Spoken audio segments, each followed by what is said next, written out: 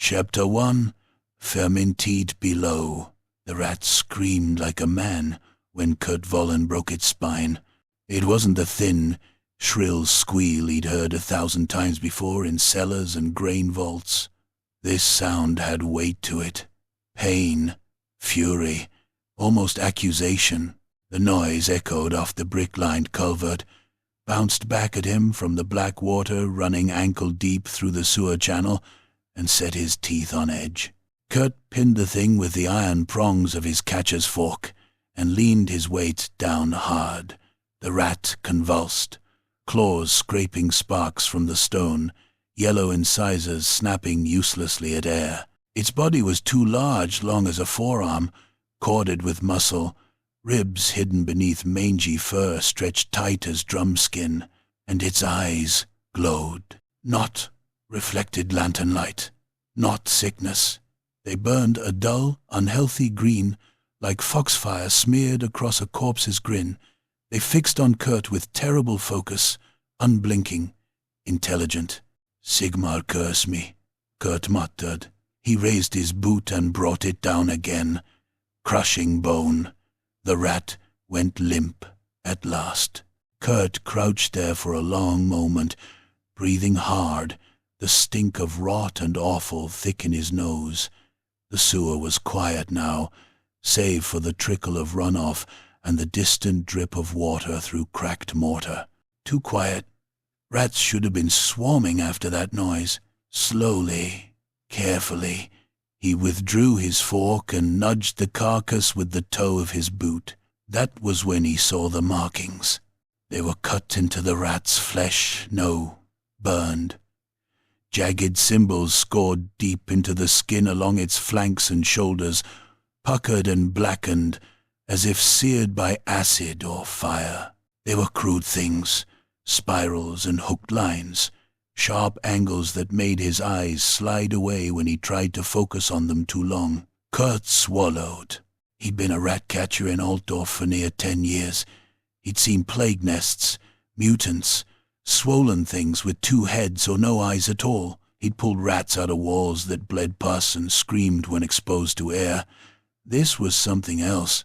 This was deliberate. He reached down with gloved hands and rolled the rat onto its back. More symbols carved into the pale belly.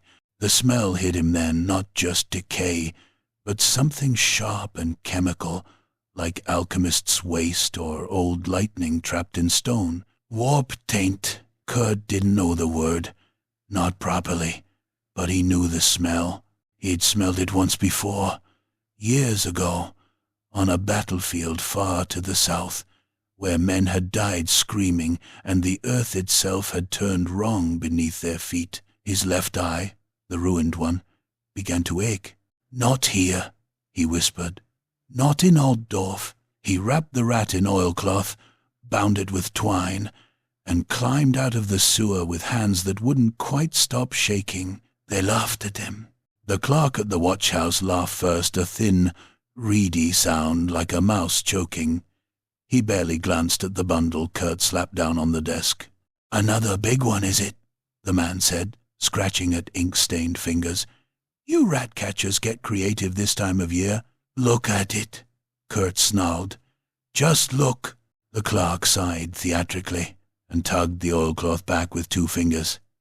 The green eyes stared up at them, dull now but still faintly luminous. The clerk recoiled despite himself. Then he scowled. "Lantern trick," he said. "Paint or rot." "Look at the cuts," Kurt pressed. "Those aren't natural. Something did this. Something smart."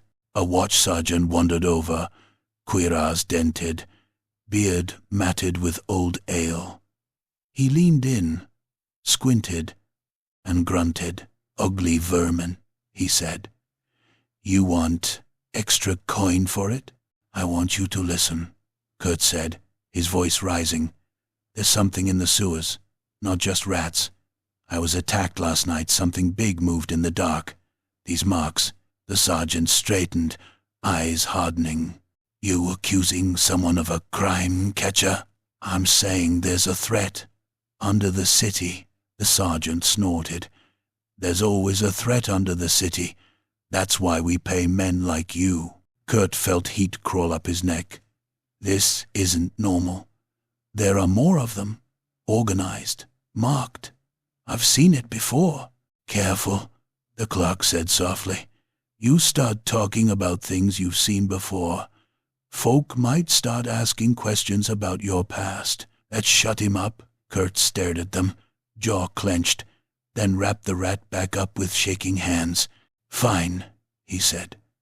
"When people start dying, don't say I didn't warn you. Get your coin and go," the sergeant said, already turning away. "And stop trying to scare honest folk." Kurt left to the sound of laughter echoing behind him. Night fell like a blade. Kurt's hovel squatted in the shadow of an old tannery wall, half collapsed and stinking of old piss and chemicals. He barred the door, checked the shutter twice, and sat on the edge of his narrow cot with his fork across his knees. Sleep didn't come. The rat's eyes stared at him whenever he closed his own. Green fire in the dark, watching, waiting. A sound came from beneath the floorboards. Scratching. Kurt froze. The scratching grew louder, faster, joined by another sound, a soft chittering, too rhythmic to be animal. He rose slowly, every sense screaming, and reached for the cleaver hanging by the door. The floor exploded upward. Wood splintered as a clawed hand burst through, followed by a snarling, furred shape that moved with terrifying speed. Kurt barely had time to shout before something slammed into him, knocking him into the wall. The thing stood taller than a man when it reared up, wrapped in filthy leathers and scraps of metal. Its muzzle was long and sharp, teeth yellow and wet, eyes burning that same hateful green. "Skaven," it hissed, a sound like steam escaping a corpse, and slashed at Kurt with a curved blade that glittered unnaturally in the lamplight. Kurt ducked, felt the blade slice air where his throat had been, and rammed his fork forward. One prong punched into the creature's shoulder. It screeched and kicked him hard in the ribs, sending him sprawling. Another shape dropped from the rafters, then another, gutter runners, lean, hunched, moving like nightmares made flesh. One laughed a high, mad sound as it leapt at Kurt with twin daggers. Kurt rolled, came up swinging the cleaver, and buried it in the creature's knee. Black blood sprayed. The Skaven howled and fell, thrashing. The first one tore the fork free and lunged again. Kurt grabbed his lantern and smashed it into the rat thing's face. Glass shattered. Flame blossomed. The Skaven shrieked as its fur caught fire, flailing wildly. Kurt didn't wait. He bolted for the door, kicked it open, and threw himself into the alley as something whistled past his ear and buried itself in the wood frame. Stars burst behind his eyes as he hit the cobbles. He staggered up, ran, lungs burning, heart hammering like a drum of war. Behind him, claws scraped stone. Chittering followed. Then, suddenly, silence. Kurt collapsed against a wall, gasping. He waited for the killing blow that didn't come. When he dared look back, the alley was empty. All that remained was a scrap of filthy parchment lying in the mud. Kurt crawled to it, hands slick with blood that might or might not have been his own, and unfolded it. It was a map, crude, scratched in charcoal and something darker.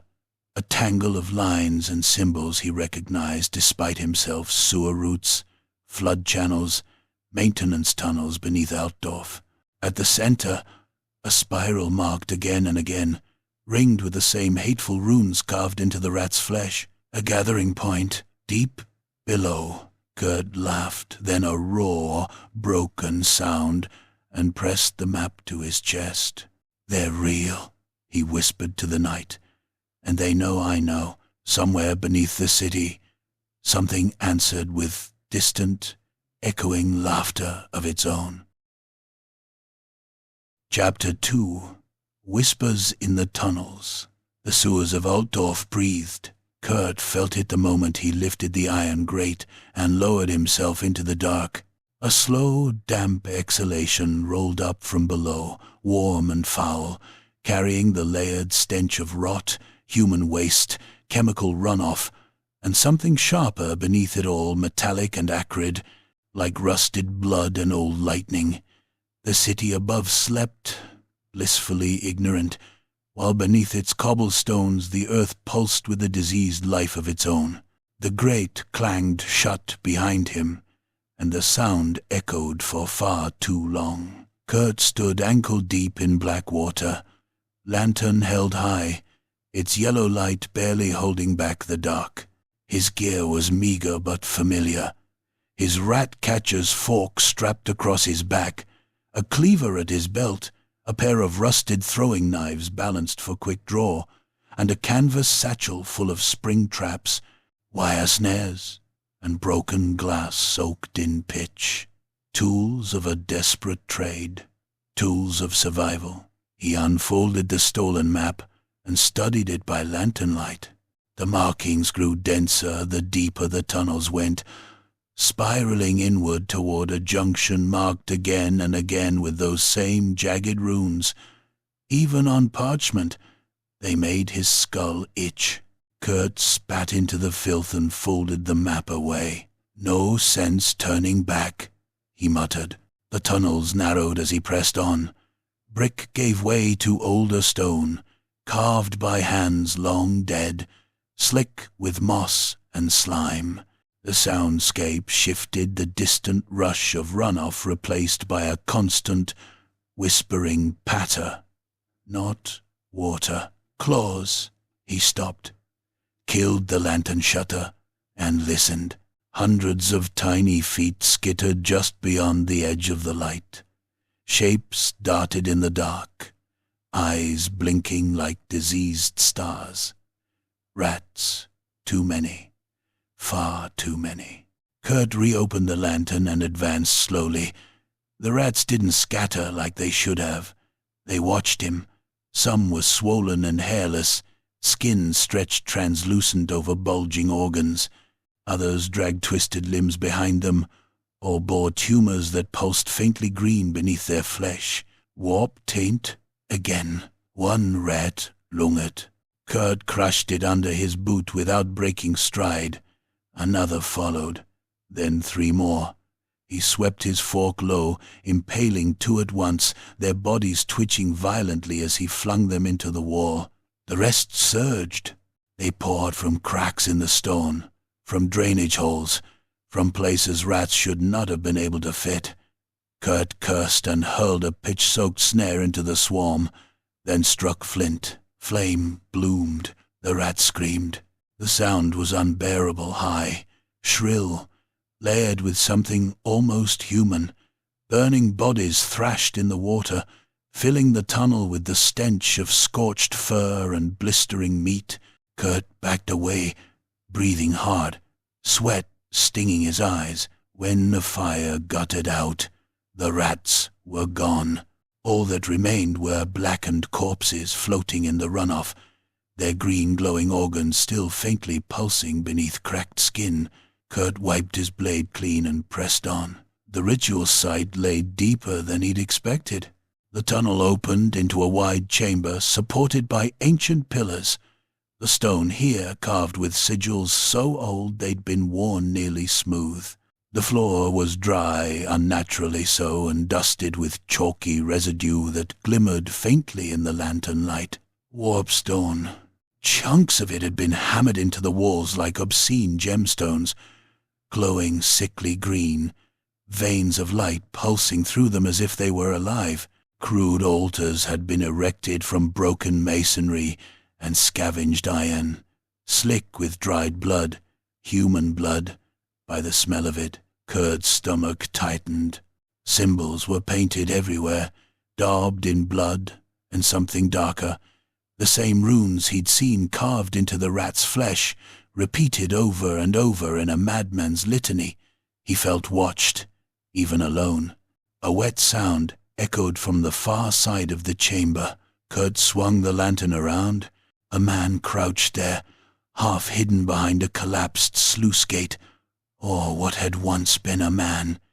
His beard hung in matted ropes, streaked with grey and filth. His clothes, once fine engineer's garb by the look of the cut, were reduced to rags stiff with grime. His eyes were wide and bloodshot, darting constantly, never settling. "Don't come closer," the man rasped. "They hear. They always hear." Kurt raised his free hand slowly. "Easy. I'm no watchman." The man laughed, a broken, bubbling sound. "Watch? Watch nothing. Blind above, deaf above. They don't listen until the water runs red." Kurt took a cautious step forward. "You live down here?" "Hide," the man hissed. "I hide. They took the others, builders, cleaners, fed them to the wheels." "Who are you?" Kurt asked. The man's lips twitched. "Once I was master engineer Halbrecht. I built these tunnels, knew every valve, every gate. Now I know their names." He jabbed a shaking finger at the warpstone. "They sing, you know, whisper plans, promise power, promise death." Kurt swallowed. "What are they planning?" Halbrecht's laughter turned to a cough, thick with phlegm. He leaned closer, eyes shining with manic fervor.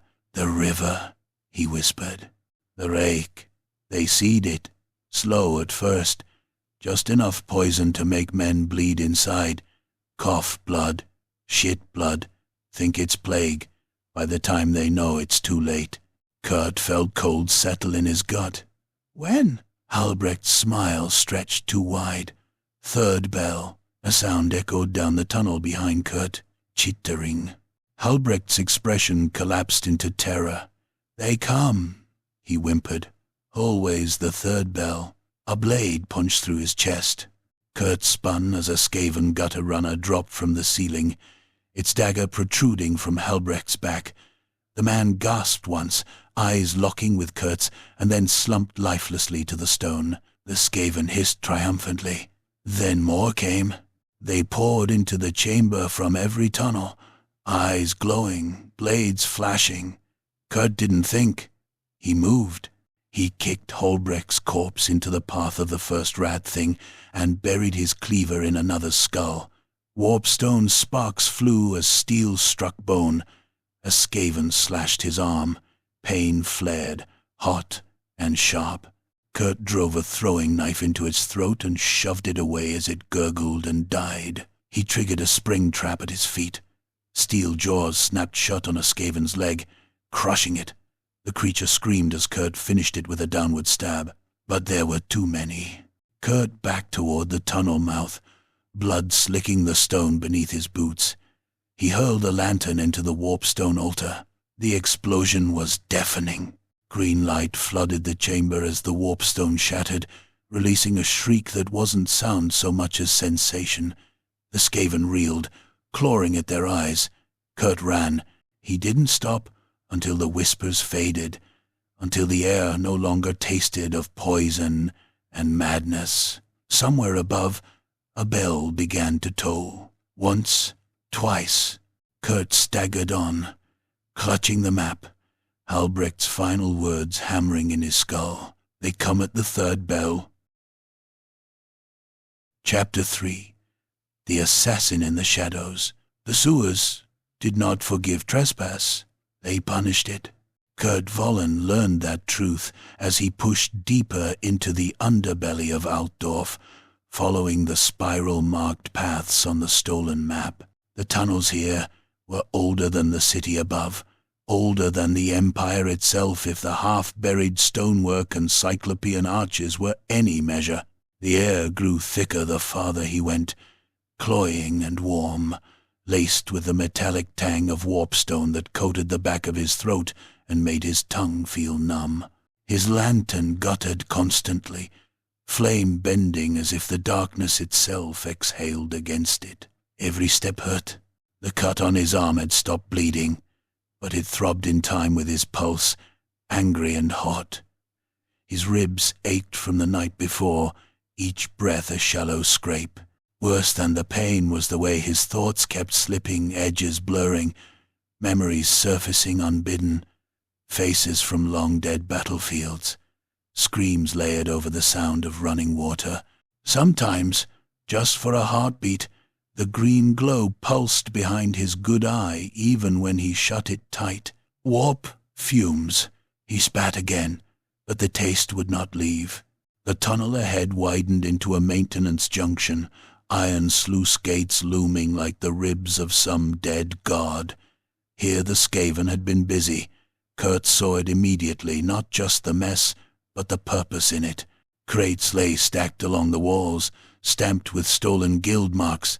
Their lids had been pried open, revealing glass vials cushioned in straw. Some had shattered, their contents spilled across the stone in iridescent puddles that hissed faintly where they touched moisture. The smell was sharp enough to make his eyes water. Alchemical poison. Not the crude sort this was, refined, designed to dissolve, to spread, to vanish into water unnoticed. The Reik. Kurt followed a rivulet of the stuff as it trickled into a drainage channel, where it vanished beneath an iron grate that led toward the river. He imagined it carried along with the flow, diluted but persistent, seeping into the city's lifeblood, into ale, into wells, into flesh. His hands clenched until his knuckles whitened. At the center of the junction rose a stone platform, newly constructed, its surface etched with runes that crawled when he stared at them too long. Warpstone shards had been embedded in the masonry like obscene jewels, their glow waxing and waning in a slow, diseased rhythm. A figure stood atop the platform. It was tall for one of their kind, hunched beneath a weight of robes sewn with scraps of parchment and bone. Its fur was pale, almost white, patchy in places where diseased skin showed through. A staff crackling with green energy rested in its clawed hands. Horns curled from its skull, inscribed with symbols that hurt to look at. A grey seer. It chanted softly, voice a wet, sibilant thing that echoed through the chamber and set Kurt's teeth on edge. The runes flared brighter with each word. The vials began to tremble in their crates. Kurt crouched low, heart hammering. This was bigger than he'd feared. This wasn't just vermin gnawing at the city's foundations. This was war, fought in secret and shadow. A shape detached itself from the darkness behind him. Kurt felt it before he saw it, a pressure, a wrongness, as if the shadows themselves leaned closer. He spun just as something swept at his throat. Steel rang. He barely got his cleaver up in time, sparks flying as a curved dagger glanced off the blade. He stumbled back, boots skidding on slime, and the thing followed, moving with impossible speed. It was wrapped in black leathers that drank the light, its form lean and angular. A hood shadowed its muzzle, but its eyes burned bright green, slitted and merciless. Another dagger flashed in its other hand, leaving a trail of darkness in the air. Clan Eshin. The assassin moved like smoke, given intent. It vanished mid-strike, reappearing at Kurt's flank, blades whispering. One cut shallow across his ribs, another tore his sleeve and bit into flesh. Kurt roared and swung wildly, his fork clattering uselessly against stone. The assassin laughed a soft, clicking sound and kicked him hard in the chest. Kurt flew backward, crashing into a stack of crates. Glass shattered around him, poison splashing across his boots, eating into leather with a hiss. He scrambled to his feet, vision swimming. The grey seer's chanting rose in pitch, the warpstone pulsing faster now, brighter. The assassin was already moving again, a blur of shadow and steel. Kurt triggered a snare at his feet. The wire snapped tight around the assassin's leg, biting deep. The Skaven hissed in fury, slashing at the wire, but Kurt was already lunging, driving his cleaver down with everything he had. The blade bit into shoulder, skidded off bone. Black blood sprayed, hot and stinking. The assassin shrieked, not in pain, but rage, and the shadows surged. Darkness swallowed the chamber. Not the absence of light, something thicker. It clung to Kurt's skin, pressed against his eyes, whispered his name in voices that were not there. He swung blindly, felt nothing connect, and then pain exploded across the back of his skull. Hefel, cold stone, kissed his cheek. His lantern lay shattered somewhere nearby, its flame guttering out. The chanting grew distant, distorted, as if heard through water. A blade hovered above him. The assassin loomed, dagger raised, its eyes burning brighter than ever. Kurt saw his own reflection in them, bloodied, broken, already dead. A tremor ran through the chamber. The grey seer screeched in fury as one of the warpstone shards cracked, then another. The platform shuddered, runes flaring wildly. The assassin hesitated. That heartbeat was enough. Kurt grabbed the broken lantern frame and slammed it upward, smashing glass and metal into the assassin's face. The creature shrieked and recoiled, clawing at its eyes. Kurt rolled aside as the dagger plunged into stone where his head had been. He staggered to his feet and ran. Behind him, the chamber erupted in green fire as warpstone detonated, the grey seer's scream lost in the roar. The shockwave hurled Kurt down the tunnel like a rag doll. He tumbled through filth and darkness, slamming into walls, until he came to rest in a heap, gasping. Silence followed. Then laughter, not Skaven laughter. Not quite. Kurt pushed himself up, every nerve screaming. The tunnel around him was unfamiliar now, its walls carved with symbols of skulls and hourglasses. The air here was cooler, drier. The warpstone stink faded, replaced by the scent of old incense and dust. He stumbled forward, vision doubling. Shapes flickered at the edge of his sight, rats with human faces, men with rat eyes, shadows that reached for him and then vanished. A doorway loomed ahead, half hidden behind a fallen slab. He fell through it. The chamber beyond was small, circular, its walls lined with niches holding skulls. A stone altar stood at its center, draped in black cloth, embroidered with the symbol of a raven perched atop a skull. More. Kurt collapsed before it, blood pooling beneath him. The whispers receded, replaced by a heavy, oppressive quiet. He laughed weakly, then coughed, tasting blood. So, he murmured, staring up at the darkened ceiling. Not today. The shadows did not follow him into the shrine. Above, the city slept on, unaware that death had already brushed its throat. Chapter 4. Eyes of More. Kurt woke in the cold.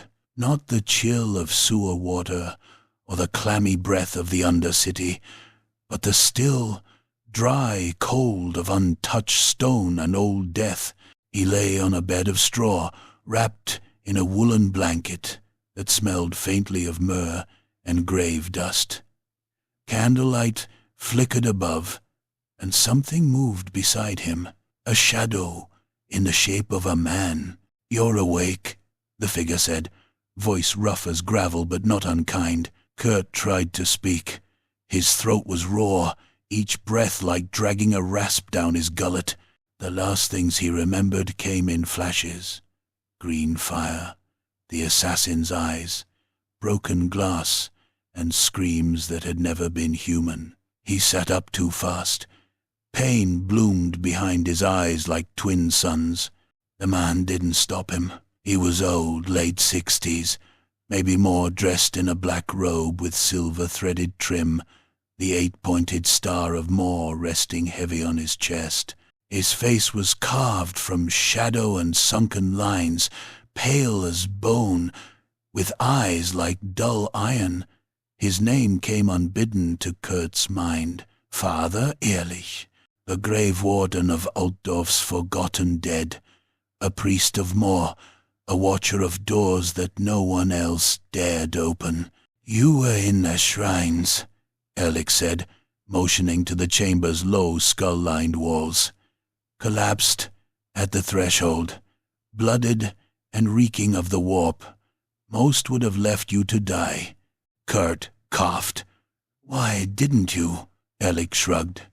Even more let some crawl back from the edge. Once. The priest turned and walked to a narrow table where dried herbs hung from hooks and a stone basin smoked with incense. The room was deeper underground than Kurt had thought. No windows, no sound of the city above. Just the slow drip of condensation from the vaulted ceiling and the heavy presence of centuries of death. Yet, somehow, the darkness here felt clean. Watchful, yes, but clean, the way death should be. Ehrlich returned with a small clay cup. Drink. Kurt took it, sniffed. Bitter herbs, iron, blood. He drank. The effect was immediate. Heat surged through his limbs, not comfort but clarity. The fever behind his eyes dulled. His wound ceased its burning throb. His hands stopped trembling for now. Warp corruption lingers, Ehrlich said, not just in flesh, in thought, in memory. That shrine out there keeps it at bay, but only just. He produced something from within his robes, a small object wrapped in black silk. He offered it to Kurt with both hands. Kurt hesitated. What is it? A token. Old. Kept from times when the Skaven were not myths, but named. Worn by a knight who slew one of their seers at the cost of his soul. It won't save you, but it might make your death cleaner. Kurt unwrapped the silk. The object inside was a pendant of tarnished silver, shaped like a closed eye.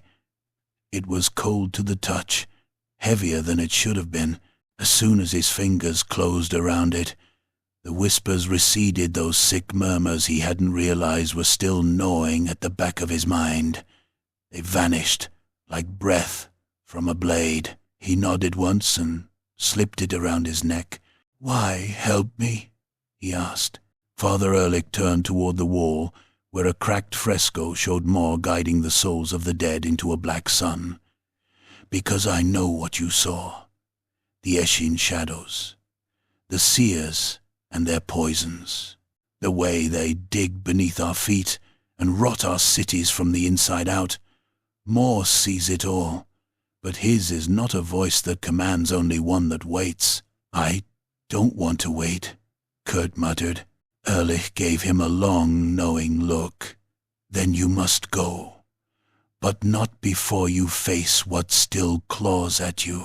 The priest raised his hand and pressed a single blackened finger to Kurt's forehead. The world folded. He was on fire. The smell of burning meat clogged his throat.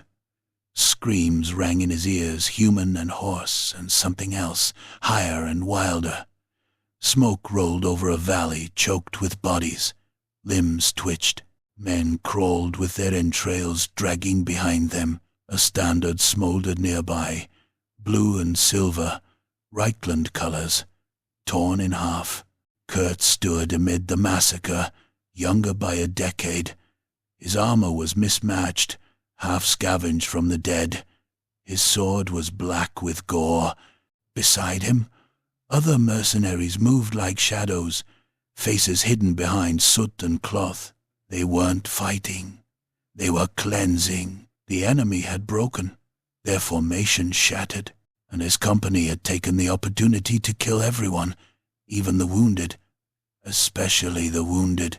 A boy had crawled toward him, not yet 14, teeth chattering from the cold, one arm gone at the elbow. Please, the boy had whispered. I want to go home. Kurt had ended him, not out of mercy, because that was what they were paid to do. He woke screaming. Ehrlich was there, calm as stone, watching from the edge of the candlelight. You remember, Kurt sat hunched, fingers clawing at his scalp. His breath came in broken gasps. That war was lost long before I got there, he rasped. All we did was finish the dying. War does not forgive, Erlich said, but perhaps it instructs. Kurt looked up at him, eyes red. You're saying I'm meant to fix this? That it's redemption? I'm saying Moore gave you a second breath. Kurt stood slowly. His muscles protested, but they held. He wrapped his coat tight, checked his weapons. He strapped the pendant beneath his shirt, where it lay cold against his chest. No gods, no lords, he said.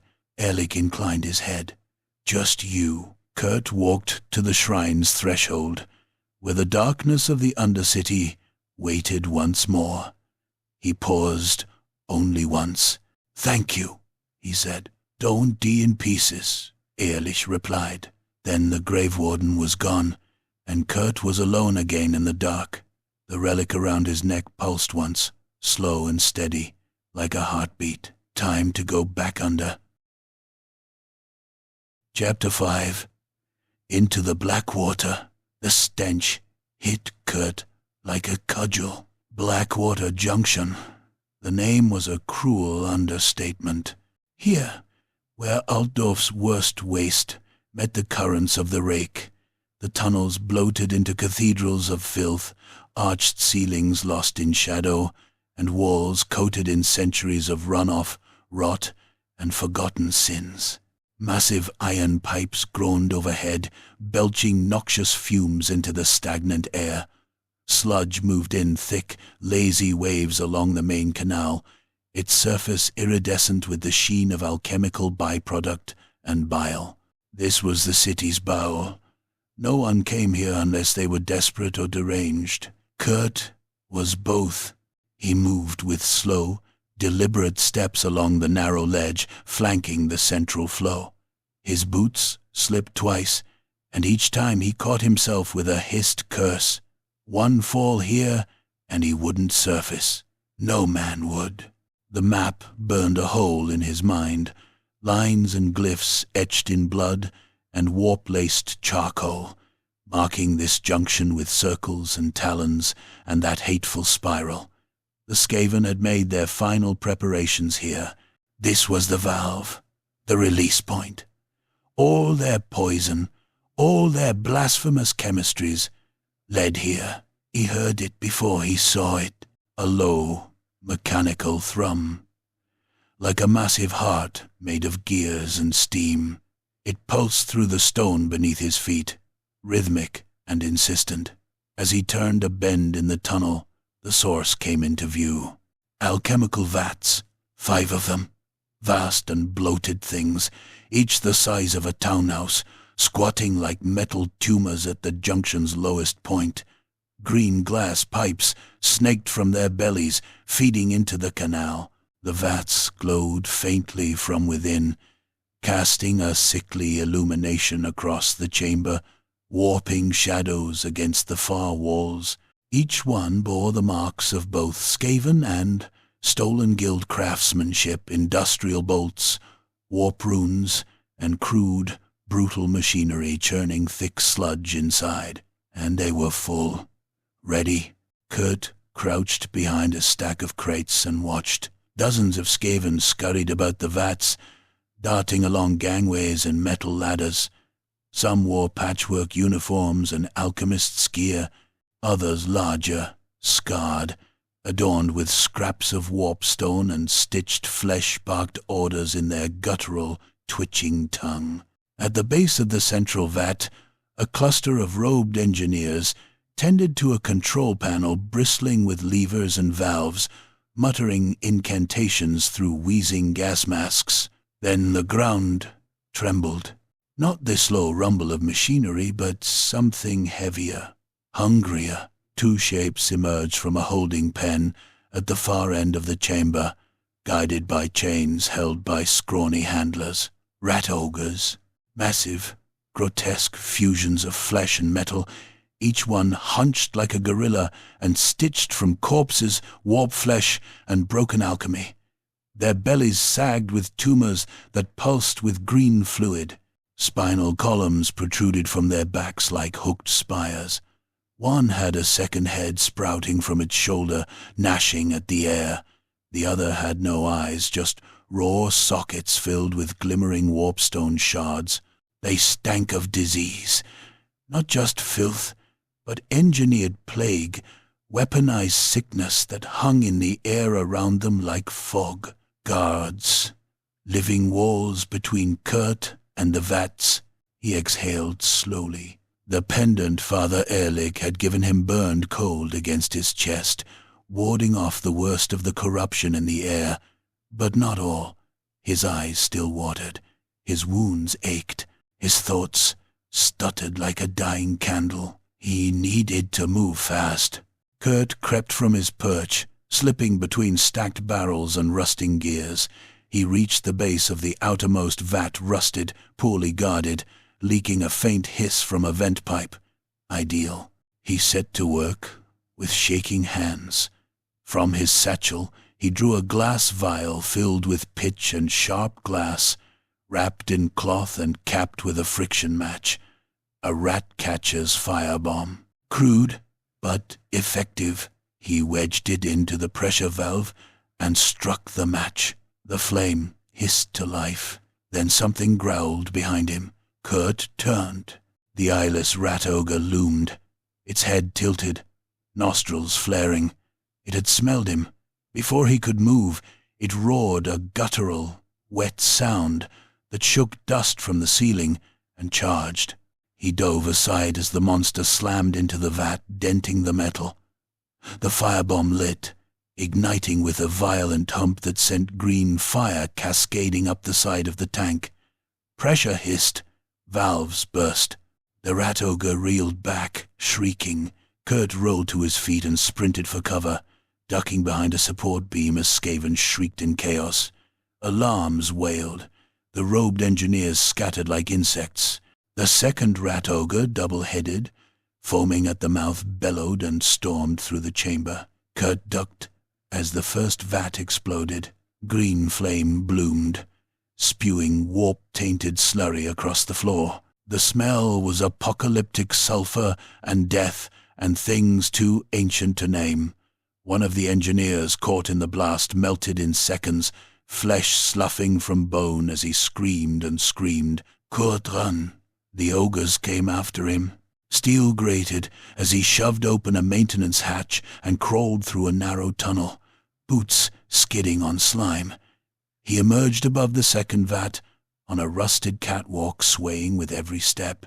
Below, the vat hissed and bubbled, untouched, still primed, still ready to kill. He drew his last knife. The first rat ogre crashed through the wall behind him, blinded but enraged. It charged along the catwalk, shaking it with every pounding step. Kurt turned and threw the knife, not at the beast, but at a chain holding a suspended load of machinery overhead. The chain snapped. The load dropped. Steel and iron crushed the catwalk, smashing the ogre through the platform and into the vat below. A scream, wet and muffled, echoed up as the beast sank into the poison. The second rat ogre roared in fury and climbed the wreckage. Kurt had no more tricks, no more firebombs, no more knives, just himself, his cleaver, and whatever strength remained in his failing body. He stood atop the control platform as the creature rose to meet him, and he charged. The impact cracked his shoulder. He slammed the cleaver into the beast's face, once, twice, bone splintering, warp stone eye shards spraying into the air. The ogre swiped him aside like a doll. He hit the console hard. Pain exploded down his spine. He couldn't move. The creature loomed. Kurt, bleeding and breathless, reached out with numb fingers and pulled the only lever within reach, the emergency pressure release. The second vat shuddered, then exploded.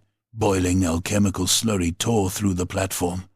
The rat ogre screamed, burning, melting, flailing, and vanished in the flood. Kurt was thrown against the wall, barely conscious, coated in green fire and smoke. When he came to, the chamber was hell. 3 vats remained, pre-med, ready. But now, the Skaven knew he was here, and more would come. Hundreds, maybe thousands. He coughed blood, gripping a twisted support beam to drag himself upright. The fire burned behind him. The Reik waited ahead. He would not let it die. Chapter 6. Buried but breathing. Kurt woke in a pit of corpses. Flesh pressed in from all sides, furred, bloated, wet with rot. The air was thick with decay, every breath a fight not to gag. Something squelched as he shifted. Another thing, a limb, severed at the joint, rolled off his shoulder and into the murk below. His hands were bound, his weapons gone. His head pounded with a hot, rhythmic ache that pulsed behind his eyes. Dried blood crusted his face. Warpstone fumes clung to his skin like oil. Still alive, he thought. Barely. The last thing he remembered was the fire, green fire, roaring into the sky as the vats ruptured. Then the rat ogres, the charge, the screams. After that, only shadow and pain. Now this, a disposal pit, a charnel mound beneath the sewers. They thought I was dead. They should have made sure. Kurt rolled onto his side, bones grinding against stone, and took stock. Dozens of Skaven bodies were piled around him, some recent, others ancient. Many bore signs of plague, swollen glands, weeping sores, eyes turned to jelly. Others had been carved apart in ritual.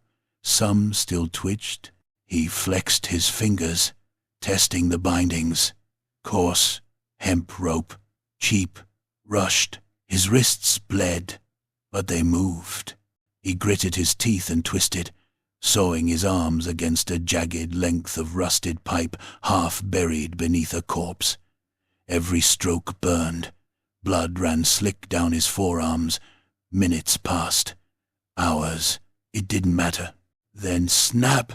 He was free. The pit was deep and slick-walled, with no ladder, no obvious exit, only a collapsed tunnel mouth, half hidden beneath the mound.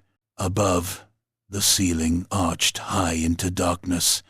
The stink alone was enough to kill a lesser man. He gathered what he could.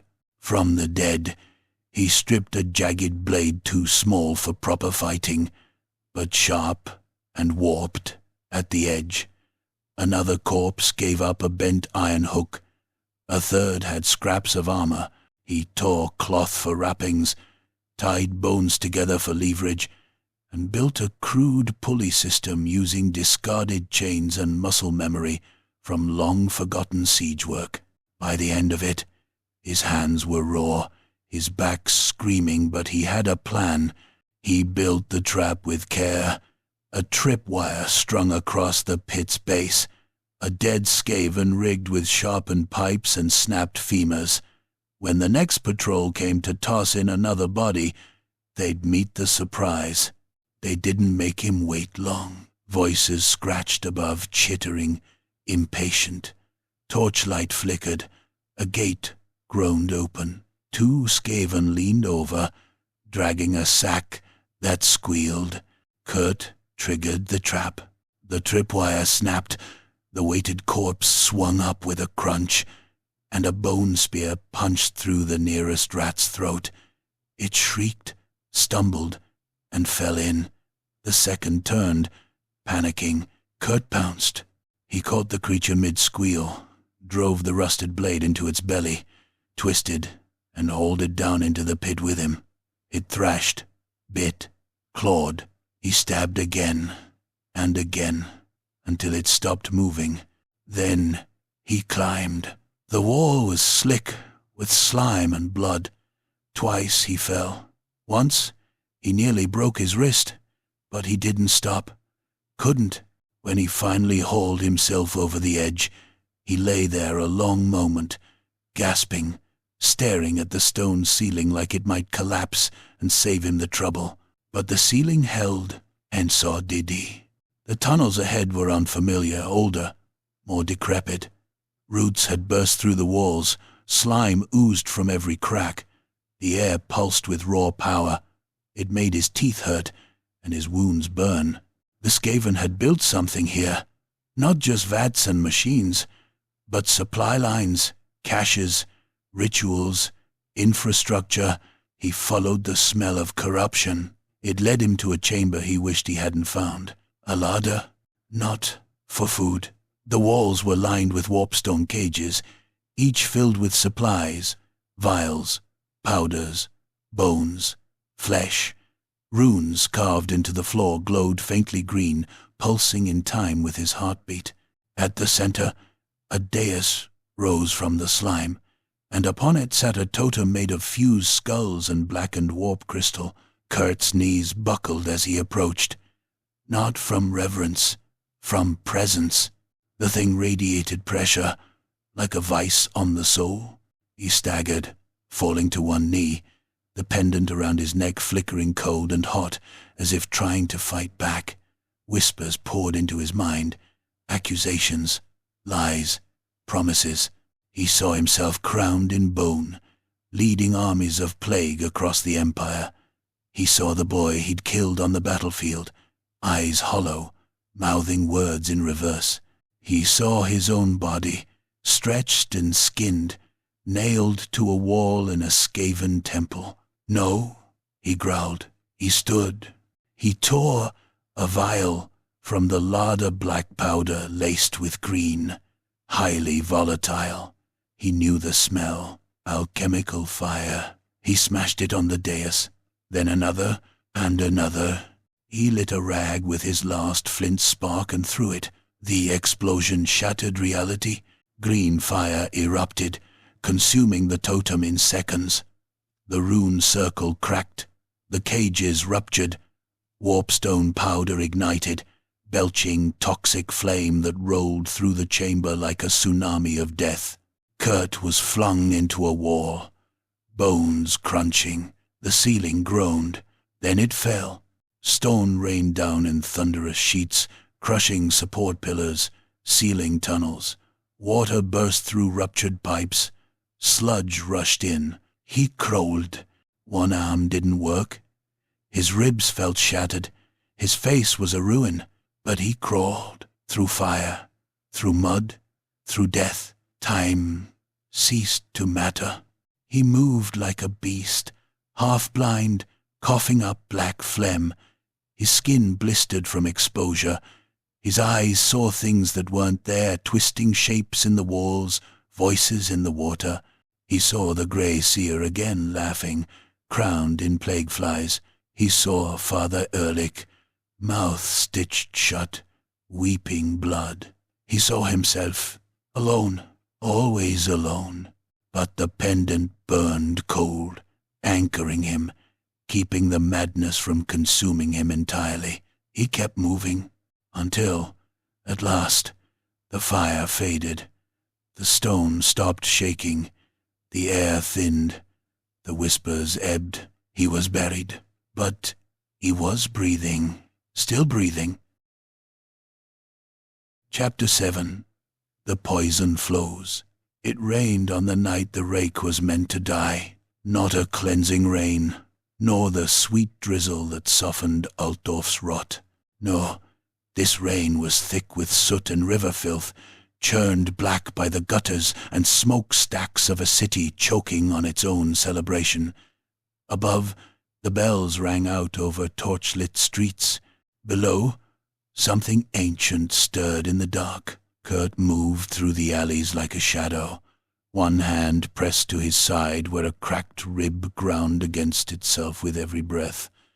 His soaked coat clung to him like dead skin. The relic of Moor pulsed ice-cold against his chest, steady as a heartbeat, warding off the final slide into madness. Everywhere around him, the city danced. Lanterns floated in the canals, drifting toward the grand procession. Drunken voices echoed off cobbled walls. Musicians played too fast, too loud, as the great festival of St. Solon drowned the city in firelight and ale.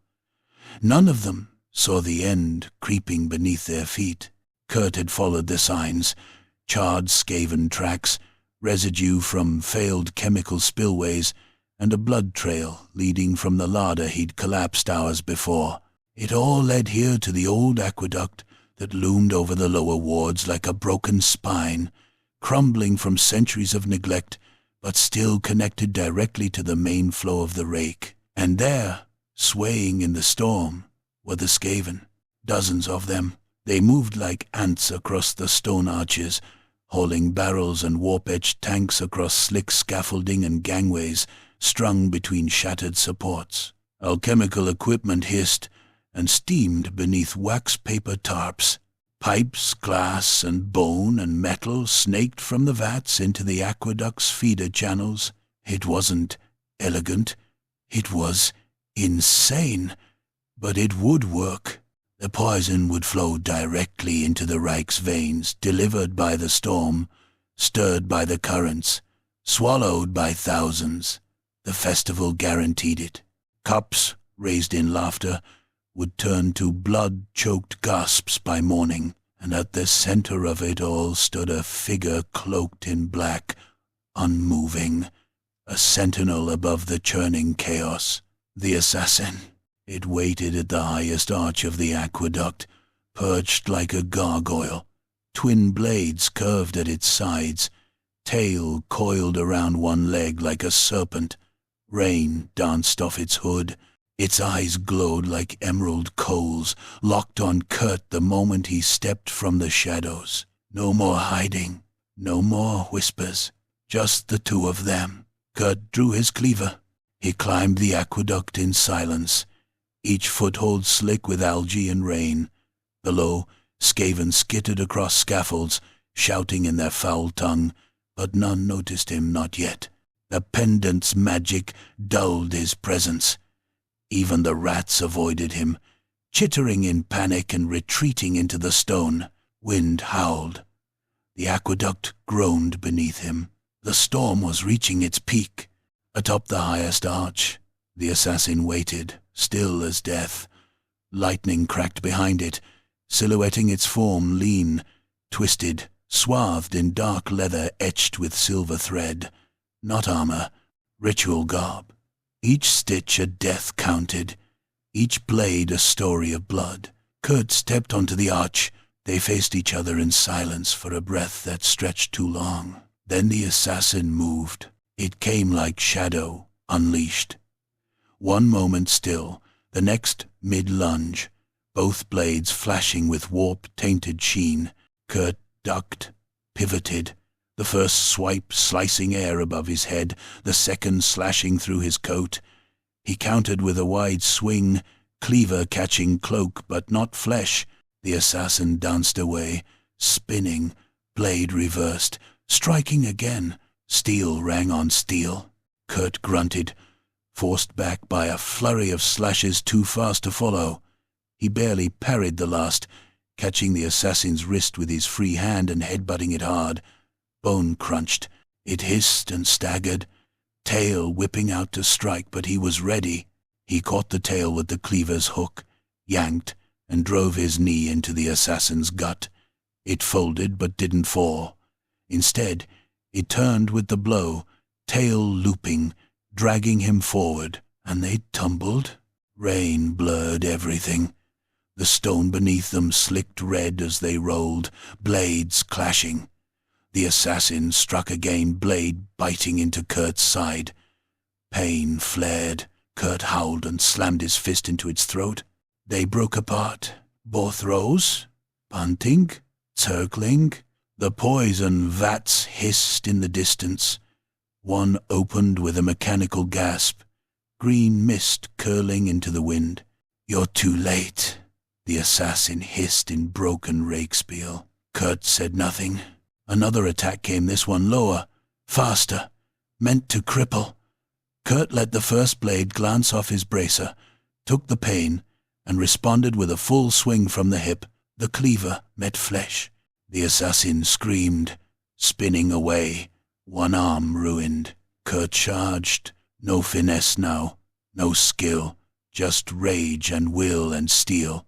He tackled the creature, drove it to the stone, raised the cleaver, and caught a dagger in the shoulder. The second blade, hidden. Always a second blade. It twisted. He screamed.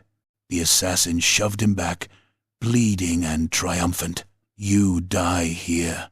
It spat, rising. Empire falls. All falls. Kurt coughed blood, then smiled. I've already won. He staggered back toward the tank. The first valve, the one that hadn't opened yet, the one he'd reached during the climb, the one he'd rigged.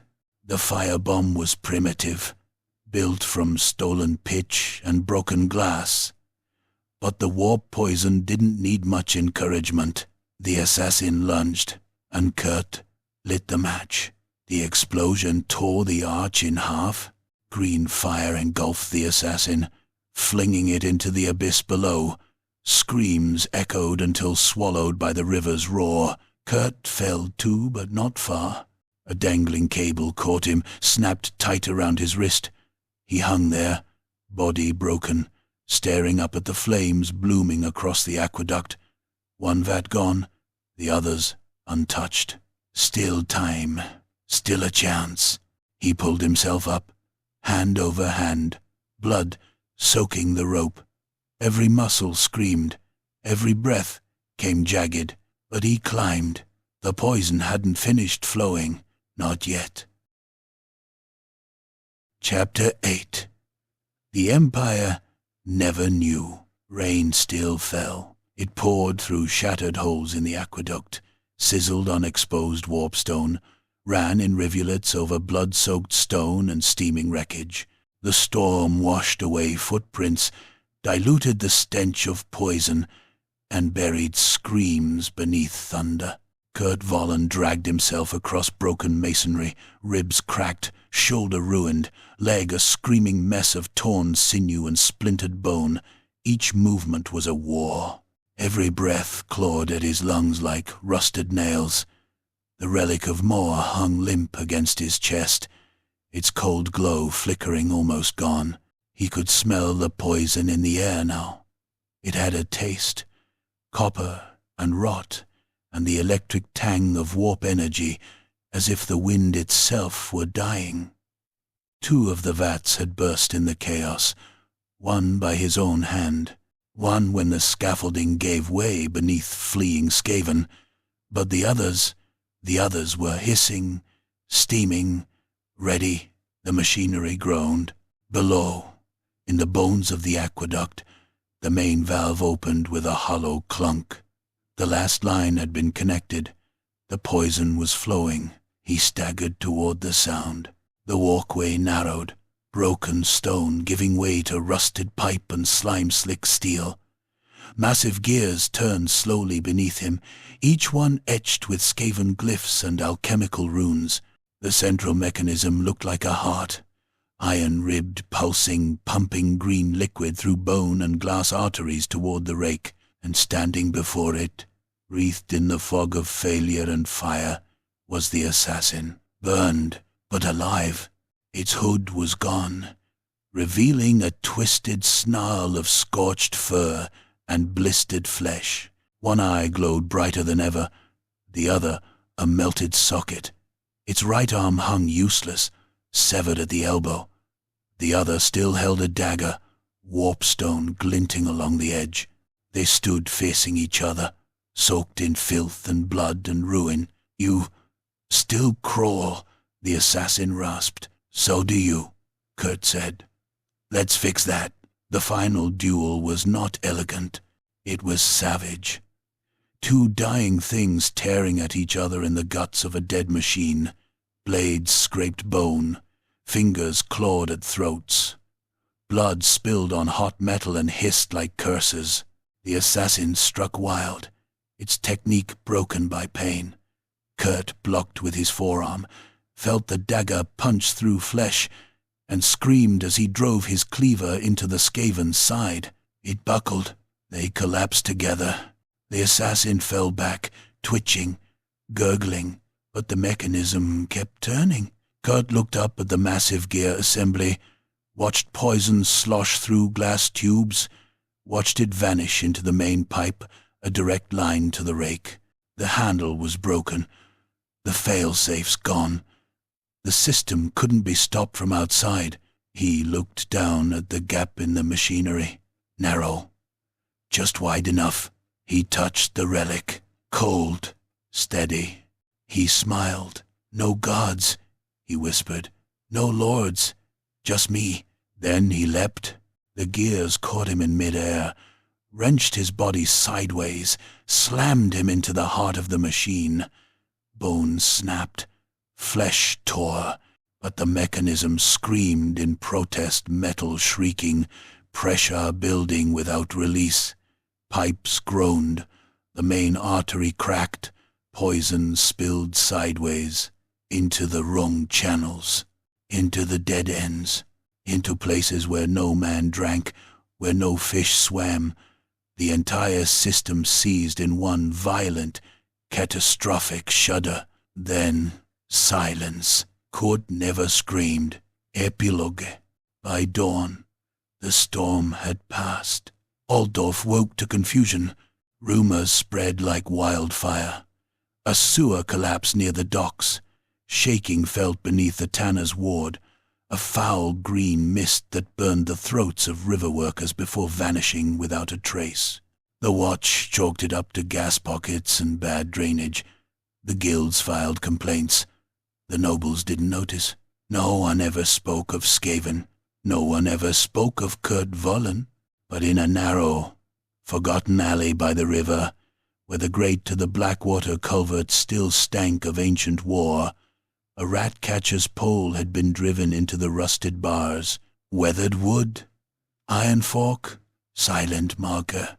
No name, no memorial, just a tool, left like a sword planted in the dirt, and beneath it, unseen in the darkness, the city still breathed.